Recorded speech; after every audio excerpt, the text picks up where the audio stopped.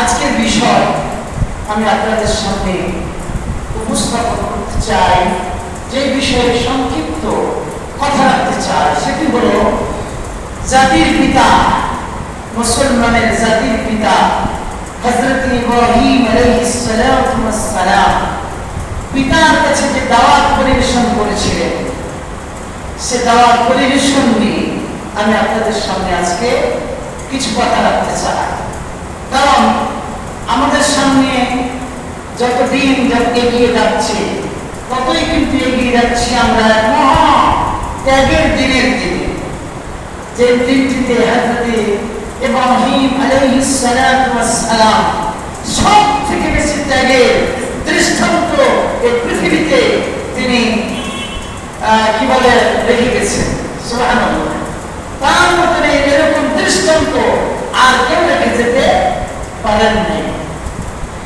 যেহেতু সে ত্যাগের মহিমায় উৎসিত, আমরা প্রস্তুতি নিচ্ছি যে আমরা ইব্রাহিম আলাইহিস সালামের সে মহান ত্যাগকে স্মরণ করে আল্লাহর রাস্তায় কোরবানি করে আল্লাহর সন্তুষ্টি অর্জনের দিকে এগিয়ে যেতে চাই। তার একটি প্রস্তুতি আমাদের ভিতরে এখন চলতেছে। ইব্রাহিম আলাইহিস সালাম তার জীবনের কিছু কথা যদি আমরা না শুনি, তাহলে তার মূল যে দৃষ্টান্ত তিনি উপস্থাপন করেছিলেন মিনার প্রান্তরে 10 জিলহজ, সেটা কিন্তু আমরা প্রকৃতভাবে বুঝতে পারবো না। যার জন্য একটু পিছন থেকে আমরা যে সামনে একটা জমা হবে, আমরা দেখি ইব্রাহিম আলাইহিস সালামের এই মহা ত্যাগের দৃষ্টান্তের মধ্যে আমাদের ভিতরে কি শিক্ষা বিরাজমান।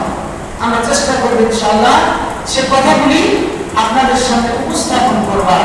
আল্লাহ রাব্বুল আলামিন যেন আমাদেরকে বলার, সর্বোপরি আমাদের সবাইকে আমল করার তৌফিক দান করেন। আমরা বলি আমিন, আল্লাহুম্মা আমিন। সম্মানিত উপস্থিতি, ইব্রাহিম আলাইহিস সালাম আমাদের নবী নবুয়ত পেয়েছিলেন কত বছরে আপনাদের জানা আছে? তো আমাদের নবী অর্থাৎ আখিরি নবী মুহাম্মদুর রাসূলুল্লাহ সাল্লাল্লাহু আলাইহি ওয়াসাল্লাম, তিনি নবুয়ত লাভ করেছিলেন 40 বছরে, তাই না? 40 বছর যখন তার পূর্ণ হলো, তিনি নবুয়ত পেলেন। ইব্রাহিম আলাইহিস সালামের ব্যাপারে সেই ইসরাফের গ্রন্থগুলোতে লেখা হয়েছে তার বয়স যখন 40, তখনই তিনি নবুয়তের দায়িত্ব পেয়েছেন। আল্লাহর পক্ষ থেকে খলিফা নির্বাচিত হয়েছেন। বলে আলহামদুলিল্লাহ। তিনি ইব্রাহিম আলাইহিস সালাম জন্মগ্রহণ করেছিলেন কোথায়? তেমন আমরা অনেকেই জানি, অনেকে জানলেও ভুলে গেছি।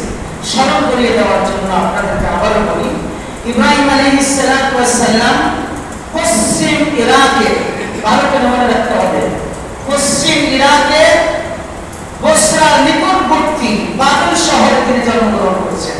বলি আলহামদুলিল্লাহ। পশ্চিম ইরাক, এরপরে বসরার নিকটবর্তী শহরটার নাম হলো বাবেল শহর।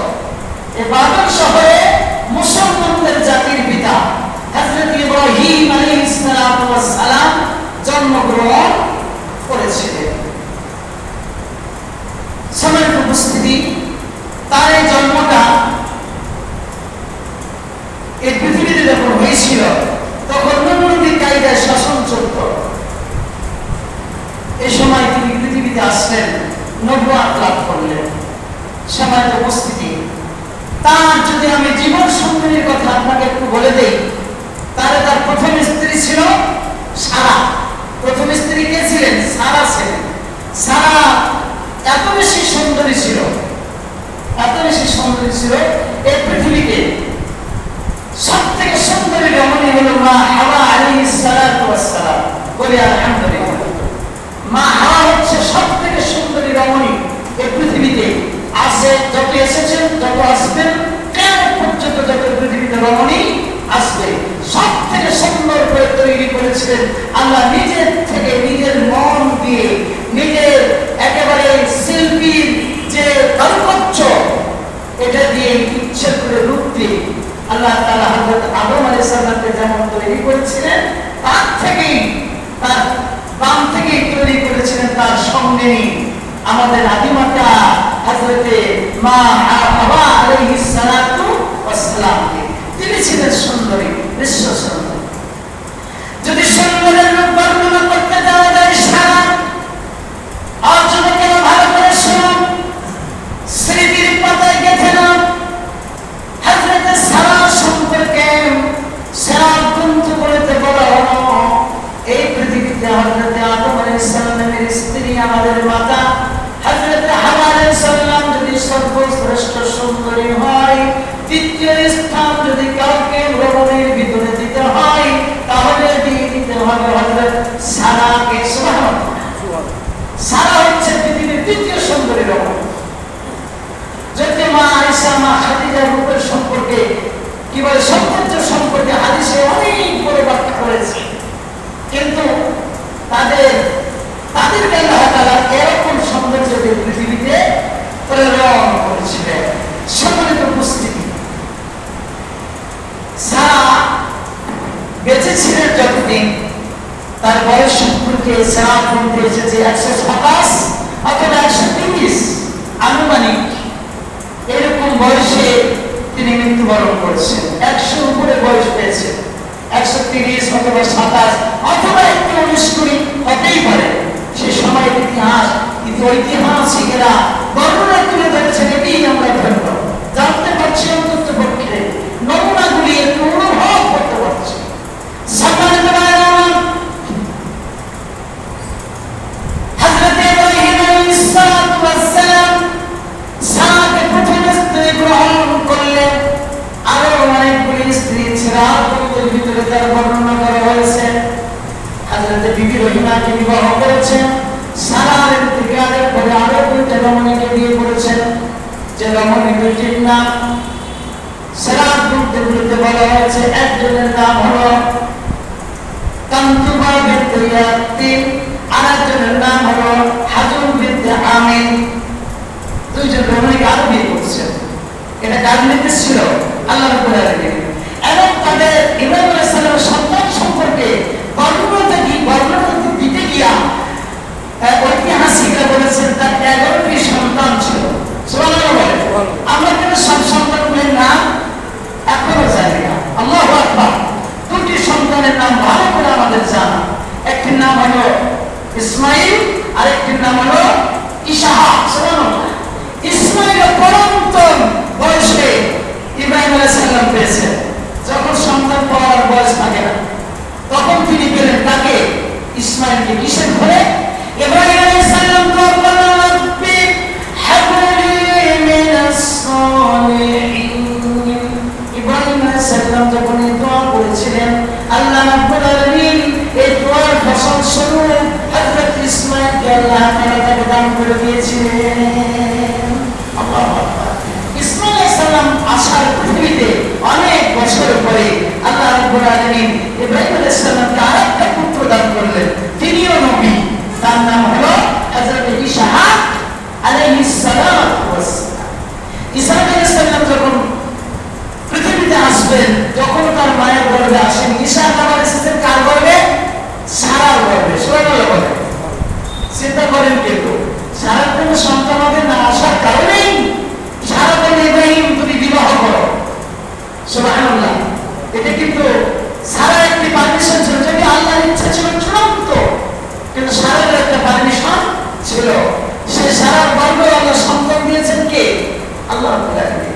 যখন ফেরেশতা মণ্ডলী ইব্রাহিম আলাইহিস সালামকে এসে বলল, ইব্রাহিম তোমাকে একটা শুভ সংবাদ দেবো, কোরআনটা নির্ভর করেছে, তোমাকে একটি শুভ সংবাদ দিয়ে আমরা চলে যাব এমন একটা কওমের কাছে যারা পুরুষে জেনা করে। নাউজুবিল্লাহ বলেন। পুরুষে জেনা লিপ্ত। তো তোমাকে শুভ সংবাদ দেবো, তোমার একটা সন্তান হবে, সন্তানটার নাম হবে ইসহাক, তিনি নবী হবেন। ওর যেটা সন্তান হবে ওটাও নবী হবে। সুবহানাল্লাহ। এই কথাগুলি, ফেরেশতাদের কথাগুলি সারা গোপনে আড়াল থেকে শুনছিলেন, আর মুচকে হাসছিলেন, আর ভাবছিলেন যে এরা বলে কি, আমি সন্তান দিতে পারি? এখন আমি বয়সের কারণে নুয়ে গেছি, আমি এখন বৃদ্ধা, আমার স্বামীও বৃদ্ধ। ইব্রাহিম আলাইহিস সালাম কি হয়ে গেছেন? বয়স হয়েছে, এই সময় সন্তান হবে নাকি?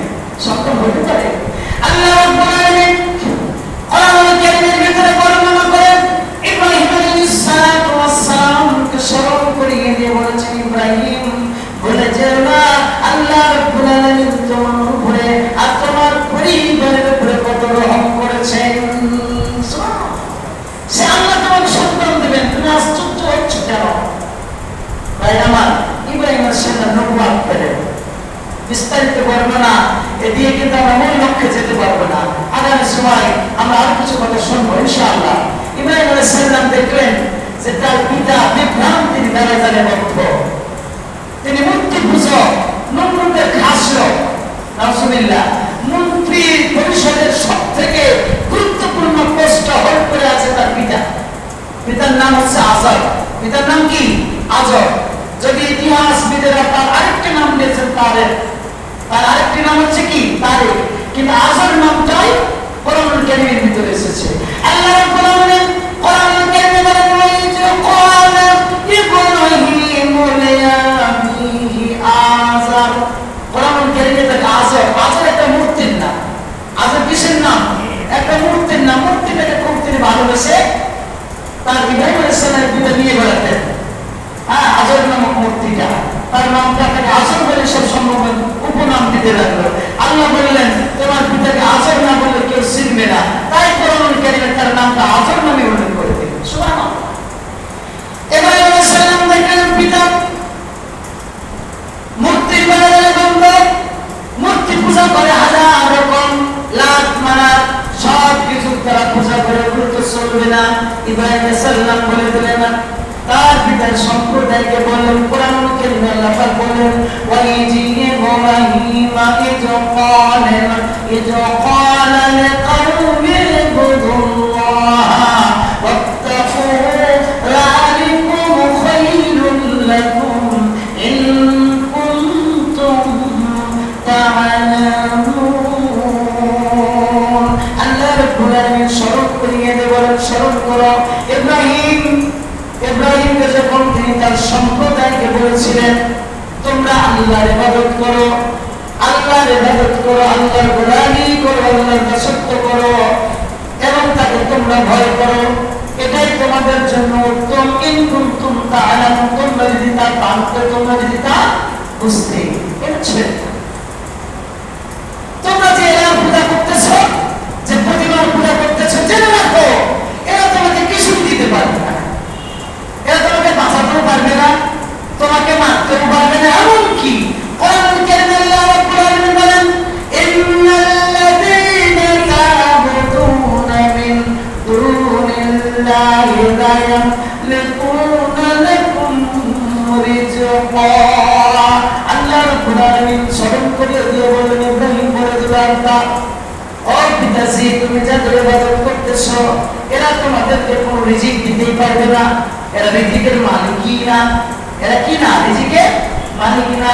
এরা বিপদ থেকে তোমাকে বাঁচাতে পারবে না, এরা তোমাকে কোনো উপকারে করতে পারবে না, তোমার কোনো ক্ষতিও সাধন করতে পারবে না। রিজিক যদি পেতে চাও, ক্ষতি থেকে যদি বাঁচতে চাও, আল্লাহর ভয়ঙ্কর কঠিন আযাব থেকে যদি বাঁচতে চাও পিতাজি, তাহলে কি করো?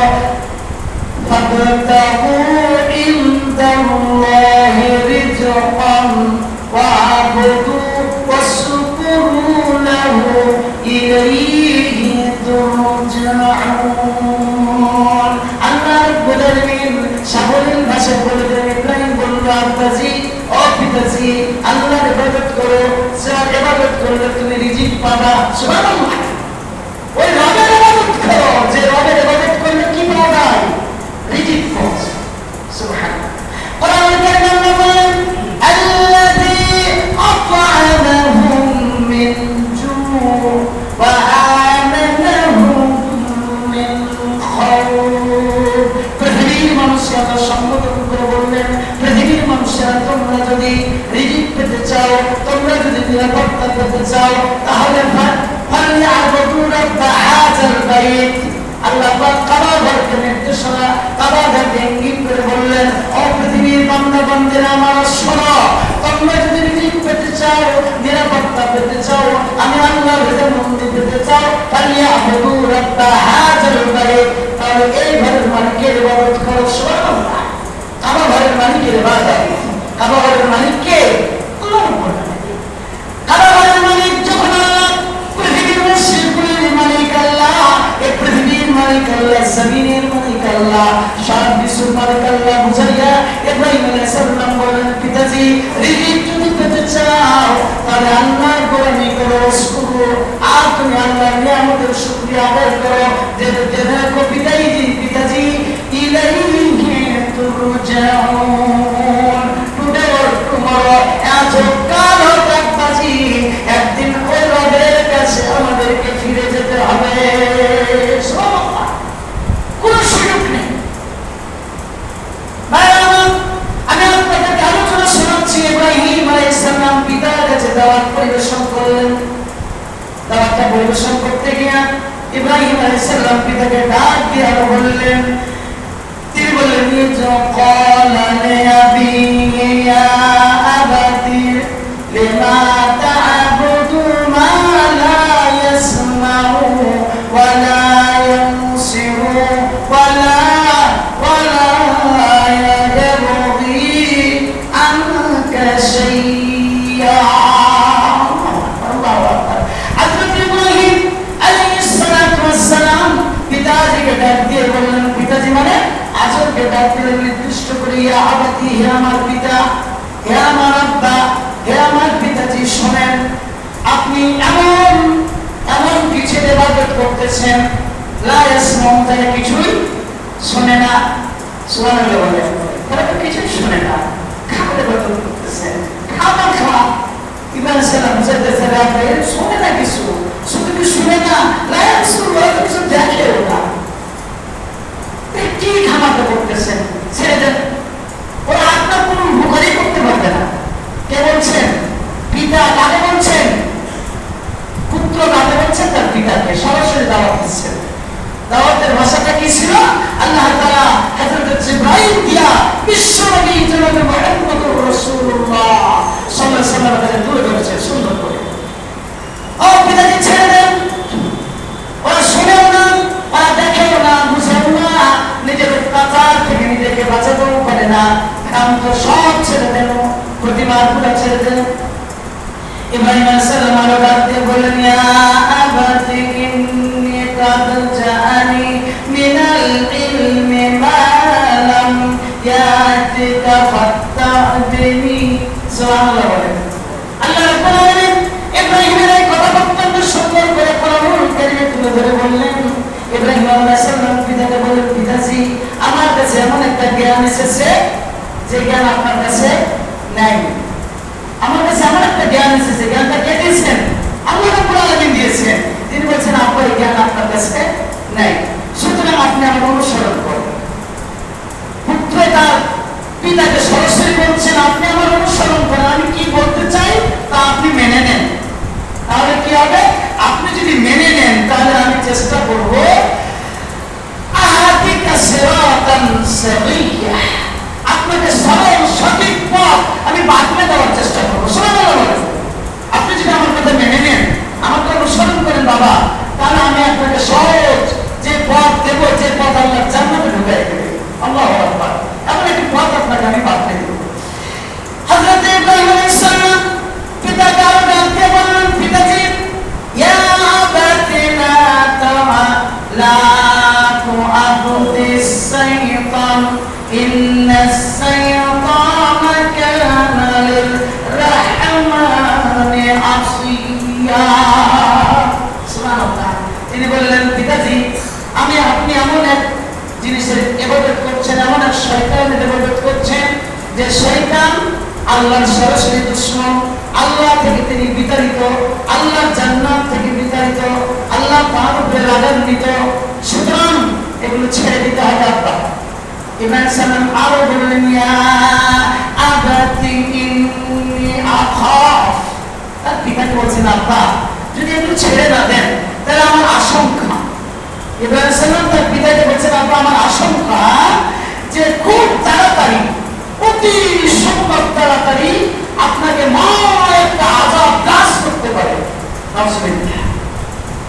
একটা বিপদ সংকেত আমি দেখতে পাচ্ছি।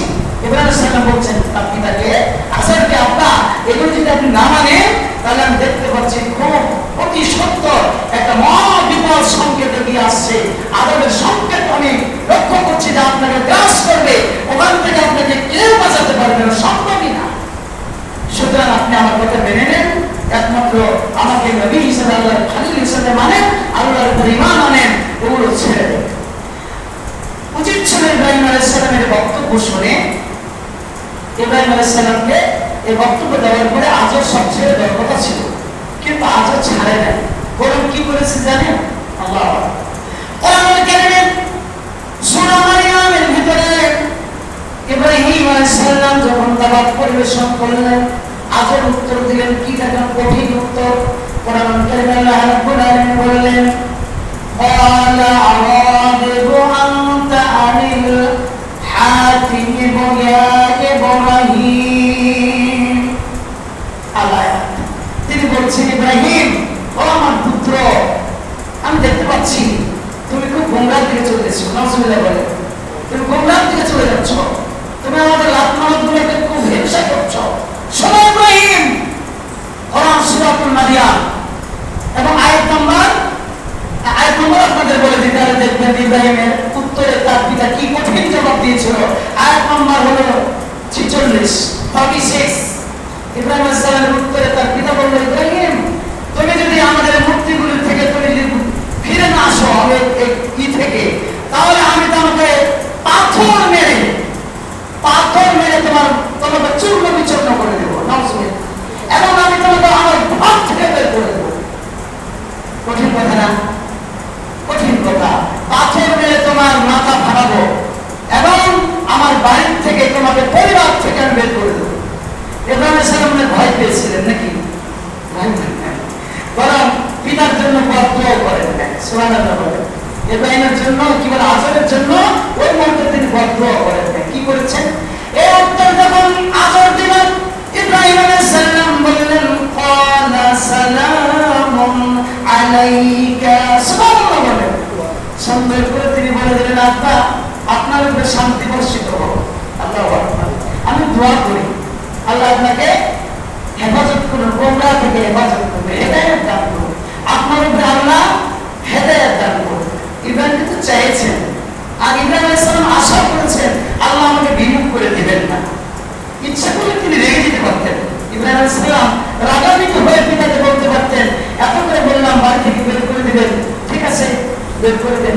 কিন্তু ইব্রাহিম আলাইহিস সালাম শক্ত করে বললেন যে আব্বা আপনি আমাকে বাড়ি থেকে বের করে দিবেন। সূরা মারইয়ামের মধ্যে আবার দেখবেন 48 নম্বর আয়াত পেয়ে যাবেন। ইব্রাহিম আলাইহিস সালাম বলেন, আব্বা আমি কিন্তু আপনাকে ভয় পাই না। সুবহানাল্লাহ। আপনি বাড়ি থেকে বের করার কথা বলছেন, আমি আল্লাহ ছাড়া কাউকে পরোয়া করি না, আপনাকে পরিত্যাগ করতে পারি, আপনার সব কিছু ছেড়ে দিতে পারি, কিন্তু আমার আল্লাহ রাব্বুল আলামিনের যে দেখানো পথ আমি পেয়েছি, সেখান থেকে বিন্দু মাত্র আমি এতটুকু নড়ে চুল পরিমাণ নড়ে যাব না। ইব্রাহিম আলাইহিস সালাম তার দাওয়াতি মিশন পিতার কাছে এভাবে উপস্থাপন করেছিলেন, কিন্তু পিতা দুর্ভাগ্য তা মানতে পারেন নাই। সম্মানিত উপস্থিতি, সেই ইব্রাহিম আলাইহিস সালামের মহান ত্যাগ তিতিক্ষার একটি দৃষ্টান্ত আমরা যে রমজান মাসে দিয়ে থাকি, আমরা আগে আসছি সেই দিকে।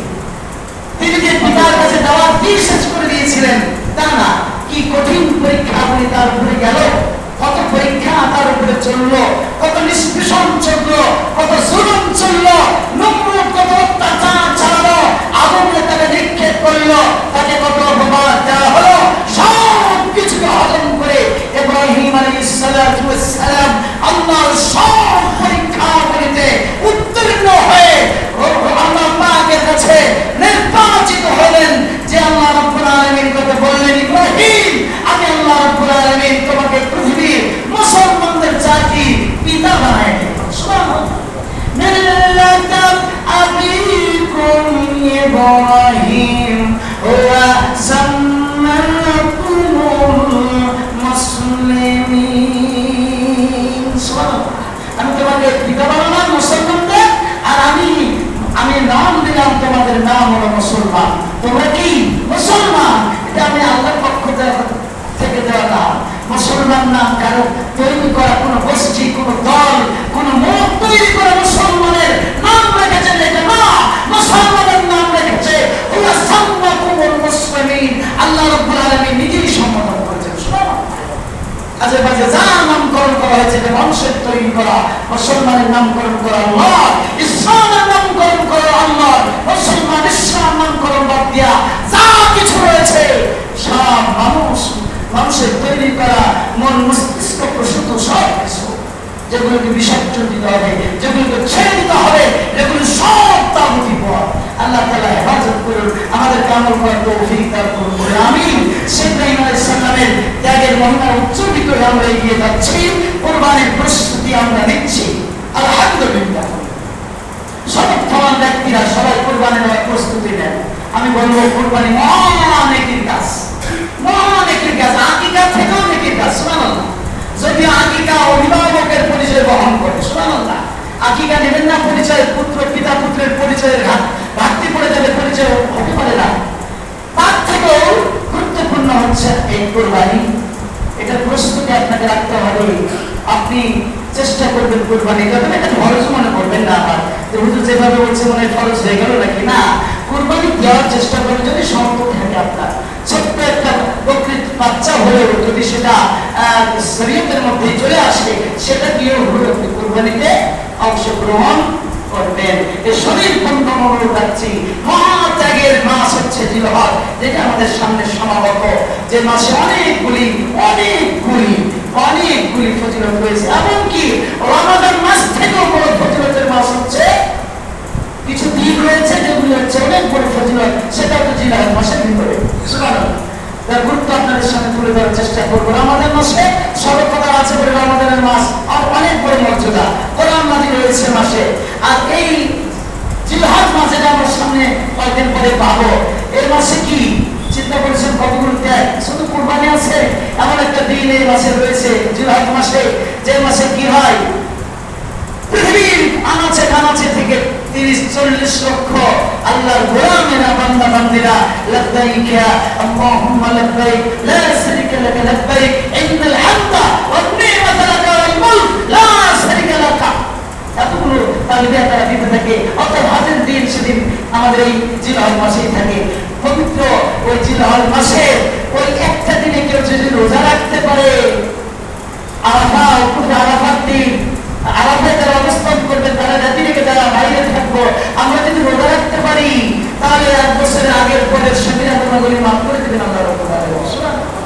এই প্রস্তুতি রাখতে হবে। কখন হজের দিন ঘোষিত হচ্ছে দেখেন, চালু থাকবে ওই দিন ছোট বড় পরিবার যাদের উপরে কি বলে রোজা ফরজ অন্তত পক্ষে, এবং যাদের উপরে ফরজ না অভ্যাস করলে সমস্যা নেই, অন্তত পক্ষে যাদের উপরে ফরজ চেষ্টা করবেন এই হজের রোজাটি যেন আমরা আগামীতে রাখার প্রস্তুতি রাখতে পারি। ইনশাআল্লাহ আল্লাহ রাব্বুল আলামিন জীবন ধন্য করবেন এই আশাবাদ ব্যক্ত করে আগামী জুমাতে আবার এই বিষয়ে আমরা কথা বলবার আশাবাদ ব্যক্ত করছি। আল্লাহ তাআলা যেন আমাদের সকলকে তৌফিক দেয়, আমাদেরকে বড় তৌফিক দেয়, আমিন। সকলকে মোবারকবাদ জানিয়ে আজকের এই সংক্ষিপ্ত আলোচনা শেষ করছি। وآخر دعوانا الحمد لله رب العالمين. أعوذ بالله من الشيطان الرجيم. بسم الله الرحمن الرحيم.